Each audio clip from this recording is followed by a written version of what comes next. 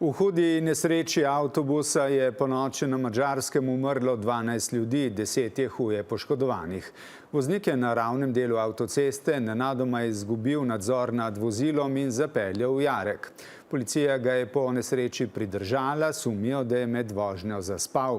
Potniki avtobusa s poljsko registracijo naj bi se vračali iz romarskega središča Medžugorje. Lovro Smrekar. Okoli 1 ure zjutraj je poljski avtobus, na katerem je bilo 57 romarjev, nenadoma zdrvel s cestišča in se večkrat prevrnil.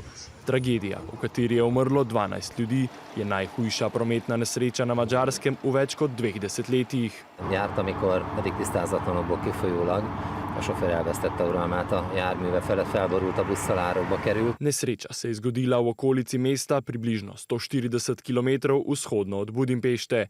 Avtobus, ki je vozil proti vzhodu po avtocesti M3, je na ravnem delu cestišča zapeljal v jarek. Šofer je trenutno v policijskem priporu, sumijo ga, da je med vožnjo zaspal. Elsőként a mezőkövesdi egységek érkeztek ki, akik rögzítették a járművet, motoros láncfűrésszel szabaddá tették a busz környezetét, és kézi erővel, taszítővágóval. Pretresene preživele so gasilci reševali skozi razbita okna močno poškodovanega avtobusa.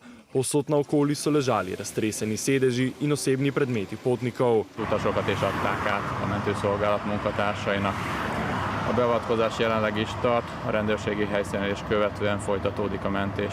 Ena izmed huje poškodovanih oseb je kasneje v bolnišnici umrla, še 10 ljudi je bilo življenjsko ogroženih, 37 potnikov pa je utrpelo lažje poškodbe.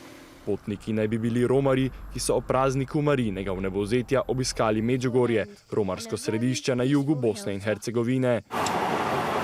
V odzivu na družbenih omrežjih sta sožalje svojcem izrekla tudi premierja Madžarske in Poljske, Peter Magyar in Donald Tusk. Tragični dogodek je najhujša nesreča na Madžarskem od leta 2003. Takrat je v trčenju vlaka in nemškega turističnega avtobusa umrlo 33 ljudi.